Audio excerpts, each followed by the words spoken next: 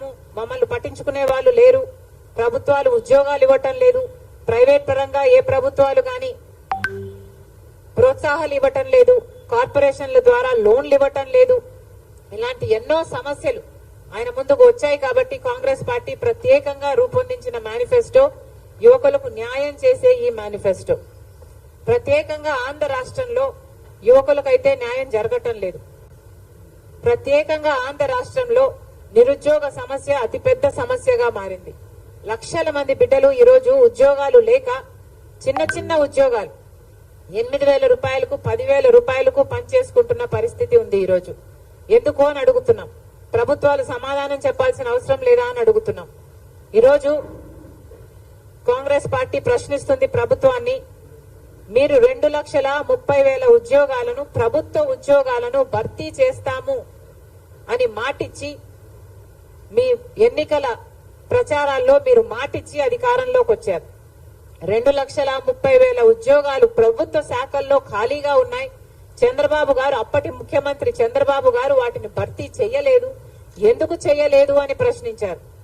ఆ రోజుల్లో చంద్రబాబు గారు 23,000 టీచర్ ఉద్యోగాలు ఖాళీగా ఉంటే ఎందుకు 7,000నే భర్తీ చేస్తున్నారు, సిగ్గులేదా అని తిట్టిన మీరు అధికారంలోకి వచ్చిన తర్వాత మెగా డిఎస్సి వేసి అన్ని టీచర్ ఉద్యోగాలను భర్తీ చేస్తాం, 25,000 టీచర్ ఉద్యోగాలను భర్తీ చేస్తామన్న మీరు ఈ రోజు ప్రభుత్వం ఏం చేస్తుంది అని జగన్మోహన్ రెడ్డి గారు రాష్ట్ర యువతకు సమాధానం చెప్పాల్సిన అవసరం ఉంది.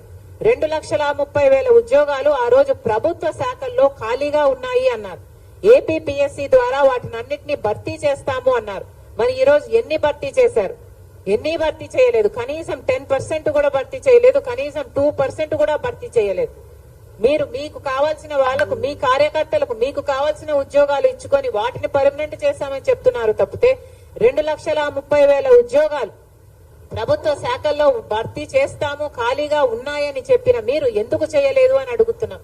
కనీసం మీరు చేయకపోగా, బిడ్డలకు సమాధానం ఇవ్వకపోగా ఈ రోజు మెగా డిఎస్సి వేస్తామని చెప్పిన మీరు 2,30,000 ఉద్యోగాలు ఒక పక్క వేయకపోగా ఈ రోజు 23,000తో మెగా డిఎస్సి వేస్తారు అని 5 సంవత్సరాలుగా పిల్లలు ఈ రోజు వరకు ఎదురు చూస్తూనే ఉంటే ప్రభుత్వం ఈ రోజు చేసింది ఏమిటి అంటే ఒక దగా డిఎస్సి 6,000 ఉద్యోగాలతో ఒక దగా డిఎస్సి విడుదల చేశారు.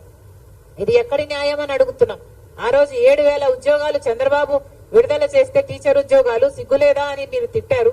మరి మీరు 6,000 ఉద్యోగాలే భర్తీ చేస్తున్నారు అంటే, దానిల కోసమే మీరు పరీక్షలు నిర్వహిస్తున్నారు అంటే, అంతకే మీరు నోటిఫికేషన్ ఇచ్చారంటే, అది కూడా ఇంత ఆఖరి మూమెంట్ లో ఇంకా ఎలక్షన్లు 2 నెలలు ఉన్నాయి అనంగా మీరు విడుదల చేశారు అంటే మీకు ఏం చిత్తశుద్ధి అని ఉంది అని అడుగుతున్నాం. ఇన్ని రోజులు ఏం చేశారు? 5 సంవత్సరాలుగా ఏం చేశారు? మీకు ఆ రోజే తెలుసు 2,30,000 ఉద్యోగాలు ఖాళీగా ఉన్నాయి, భర్తీ చేస్తాము అన్నారు. మీకు ఆ రోజే తెలుసు 23,000 ఉద్యోగాలు, టీచర్ ఉద్యోగాలు ఖాళీగా ఉన్నాయి అని తెలుసు. మరి 5 సంవత్సరాలు మీరు ఇవ్వకపోగా లాస్ట్ 2 నెలలు ఇచ్చారంటే మరి ఇన్నేళ్లు ఏం చేశారు? మీరు గుడ్డి గుర్రాలకు పళ్ళు తోమారా? రాష్ట్ర ప్రజలకు సమాధానం చెప్పాలి, మన బిడ్డలకు సమాధానం చెప్పాలి. ఎంతమందికి ఉద్యోగాలు ఇస్తున్నారు? ఈ రోజు ఉద్యోగాలు లేక బిడ్డలు ఆత్మహత్యలు చేసుకుంటున్నా పట్టించుకునే వాళ్ళు లేరు. మేము కాంగ్రెస్ పార్టీ దానికి విరుద్ధంగా, మీ చర్యలకు విరుద్ధంగా మేము ధర్నా చేయాలని అనుకుంటే ఏం చేశారు? ఎంతమంది కాంగ్రెస్ పార్టీ నాయకుల్ని ఎంతమంది ఎక్కడికక్కడ హౌస్ అరెస్ట్లు చేశారు. అసలు ఒక ప్రోగ్రామ్ గా తీసుకొని ఒక యువకులంతా, యూత్ కాంగ్రెస్ అంతా, ఎన్ఎస్యుఐ అంతా మొత్తం అందరూ కలిసి చేస్తే ఎక్కడికక్కడే అరెస్ట్ చేశారు. తీరా కాంగ్రెస్ పార్టీ అధ్యక్షురాలుగా నేను కూడా చెయ్యబోతే, తీరా నన్ను కూడా హౌస్ అరెస్ట్ చేయబోతే తప్పించుకొని వచ్చి ఆఫీస్ లోనే, కాంగ్రెస్ పార్టీ ఆఫీస్ ఇదే బిల్డింగ్ లో రాత్రంతా గడపాల్సి వచ్చింది. పోలీసుల నుంచి తప్పించుకోవడం. మేమేమైనా టెర్రరిస్ట్లమా? మేమేమైనా క్రిమినల్స్మా? ఎందుకు చేస్తున్నారు ఇలా అని అడుగుతున్నాం. కనీసం ప్రజలకు, ప్రతిపక్షాలకు కనీసం నిరసన చేసే హక్కు కూడా లేదా? తీరా అంతా చేసి మమ్మల్ని మేము కాపాడుకొని నెక్స్ట్ రోజు ధర్నా చేస్తే మమ్మల్ని తీసుకెళ్లి ఈడ్చుకెళ్లి పోలీస్ స్టేషన్లలో పడేశారు. పోనీ దాంతోనైనా మీకేమైనా చలనం వచ్చిందా? ఉద్యోగాలు ఇచ్చారు అంటే ఏం చేశారు?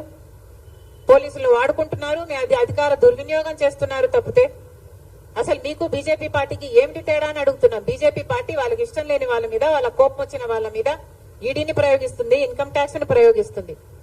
మీరు కూడా అంతే కదా, పోలీసులను ప్రయోగిస్తున్నారు. మరి మీరు బీజేపీ వారసులు అని మీరు అనిపించు